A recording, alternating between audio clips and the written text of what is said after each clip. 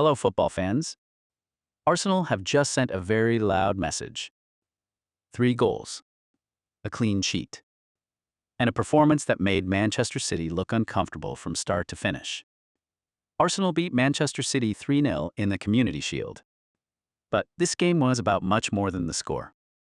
It was about structure, tactical discipline, fast transitions, aggressive pressing, and the way Mikel Arteta's side completely disrupted Manchester City's rhythm. Today, we are going to break down the game. How Arsenal won it.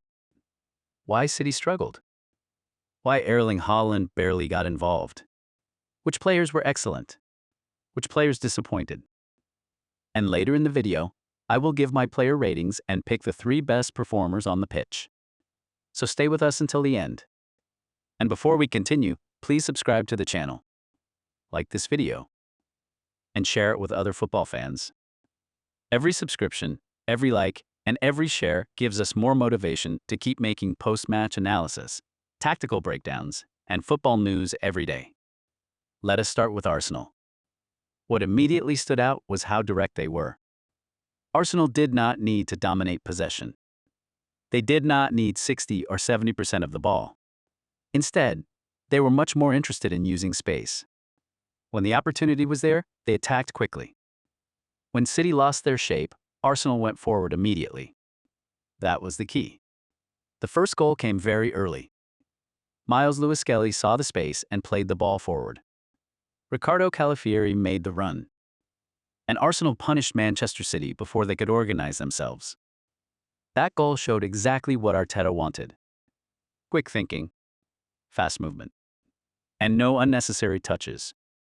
Then came the second goal. Again, Arsenal attacked with purpose. Christos Solis was involved. The ball was worked into a dangerous area. And Kai Havertz finished the move. 2 goals before half an hour. And suddenly, Manchester City were in real trouble. This is where Arsenal deserve a lot of credit. After going 2-0 up, they did not panic. They did not completely drop back. They stayed compact. They protected important areas. And they allowed City to have possession in zones that were not immediately dangerous. That is very important. There is a big difference between allowing the opponent to have the ball and allowing the opponent to create chances. Manchester City had more possession, but Arsenal created the better opportunities. City had the ball. Arsenal had the danger. And that is probably the best way to describe this match. Then early in the second half, Arsenal scored again. Martin Odegaard made it 3-0.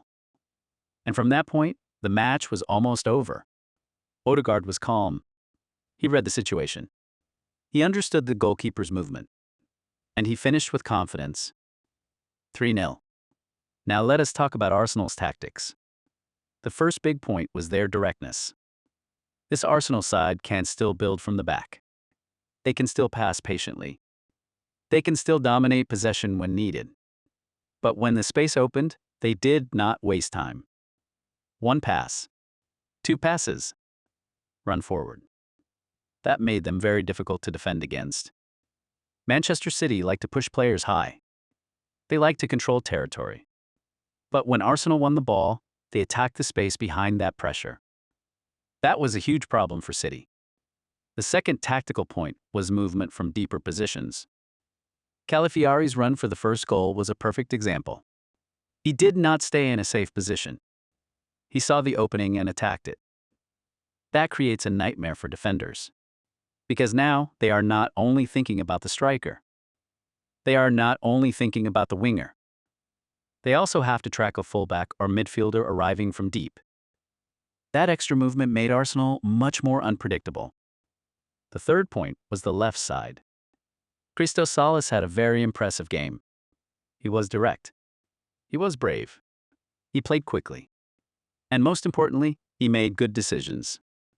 2 assists on his debut is a huge statement. He did not hold the ball too long. He did not overcomplicate things. He received it, looked up, and played forward. That is exactly the kind of football that can make Arsenal more dangerous this season. Now the fourth point. And this is probably the biggest one. Arsenal completely isolated Erling Haaland. This was not a game where Haaland missed 5 clear chances. This was a game where he barely got involved at all. He had very few touches before being substituted. And that tells you something. Arsenal did not just defend Haaland after he received the ball. They stopped the ball from reaching him. That is the key. Gabriel Magalhaes and Christian Mosquera defended the central area as well. The midfield also blocked passing lanes. So Haaland was left waiting. And waiting. And waiting. If the ball never arrives, even one of the best strikers in the world becomes ineffective. That is exactly what happened. Now let us move to Manchester City. What went wrong? For me, the biggest problem was spacing. When City had the ball, they spread out. That is normal. They want to create passing lanes. They want to stretch the opponent. But when they lost the ball, the distances between players were too big. That created huge spaces in midfield. And Arsenal attacked those spaces again and again. City's first line of pressure was bypassed too easily. And once Arsenal got through that first line, City's defenders had difficult decisions to make. Step forward? Drop back? Follow the runner?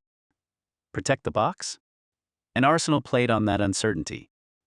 Another problem was the midfield balance. Without Rodri fully controlling the game, City did not look as stable. Mateo Kovacic tried to help. But the balance was not the same. City were missing that player who can slow the game down, position himself correctly, stop the counterattack, and protect the defense. That was a major weakness. And then we come back to Haaland. He was far too isolated. You can have the best striker in the world, but if you cannot connect the midfield to him, he will struggle. City needed more support around him. More runners. More combinations. More passes into dangerous central areas. Instead, Haaland became disconnected from the rest of the team. Phil Foden had some good moments. Jeremy Doku looked dangerous at times. Antoine Semenyo also showed energy. But City never really controlled the match in the areas that mattered. Starting with Arsenal. David Raya. 8.5 out of 10. A clean sheet. Several important saves. And good concentration throughout the match. Ben White. 8 out of 10. Solid defensively. Worked hard. And handled dangerous wide situations well. Christian Mosquera. 8 out of 10. Calm. Strong positioning. And an excellent performance against one of the most dangerous attacks in Europe. Gabriel Magalhaes. 8 out of 10. Powerful. Aggressive. And a major reason why Haaland struggled to get involved. Ricardo Calafiori. 8 out of 10. Scored the opening goal. Made dangerous forward runs. And gave Arsenal energy from deep. Miles Lewis-Skelly. 9 out of 10. One of the best players on the pitch. Confident on the ball. Strong under pressure. And his pass for the first goal showed excellent vision. Bruno Guimaraes. 7 out of 10. Not the most spectacular performance, but very important for balance. Helped Arsenal compete in midfield and protected space well. Martin Odegaard. 9.5 out of 10. My man of the match. Controlled the tempo. Found space. Linked the attack. And scored. This was a captain's performance. Noni Madueke. 6 out of 10. Worked hard. Showed some good movement. But had less influence than Arsenal's other attacking players. Christos Salas. 9 out of 10. 2 assists. Excellent decisions. Direct football. And a brilliant debut. Kai Havertz. 8.5 out of 10. Scored. Linked the play. Used his body well. And gave Arsenal a focal point in attack. Now Manchester City. Gianluigi Donnarumma. 5 out of 10. 3 goals conceded. And there were moments where his decision-making could have been better. Ruben Dias. 5 out of 10. An experienced defender. But City's backline looked too exposed. And as a leader, he has to take some responsibility for that. Josko Gvardiol, 6 out of 10. Had some important defensive moments. But overall, it was still a very difficult game. Mateo Kovacic, 5.5 out of 10. Tried to control the midfield, but there was too much space around him. Phil Foden, 5.5 out of 10. Some quality moments, but not enough influence. In a match like this, City needed him to take control. Jeremy Doku, 6.5 out of 10. One of City's more dangerous attackers. Direct, quick, and willing to take players on. Antoine Semenyo, 6.5 out of 10. Energetic, positive, and one of the few City players who consistently tried to make things happen. Erling Haaland, 5 out of 10. Not because he wasted chance after chance, but because he barely touched the game. He was isolated. He was disconnected. And eventually, he was taken off. Now, my top 3 performers. Number 3. Miles Lewis-Skelly. Confident, intelligent, and technically excellent. Number 2. Christos Salas. 2 assists on debut. Immediate impact. And number 1. Martin Odegaard.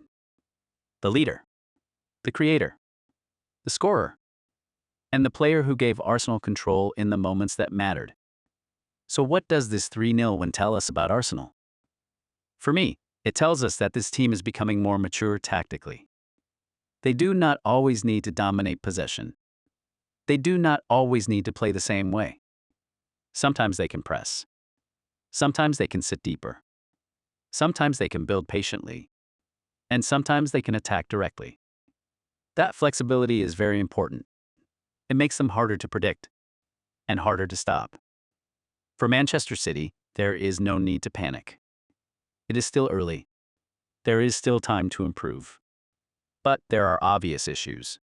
The midfield was too open. The counterpress was not strong enough. And Haaland was far too isolated. Those are problems that need to be fixed quickly. Because if you give a team like Arsenal that much space, they will punish you. And that is exactly what happened. Now I want to hear from you. Was this Arsenal performance good enough to make them your title favorite? And what is Manchester City's biggest problem right now? Midfield? Defensive structure? Or getting Haaland involved? Let me know in the comments below.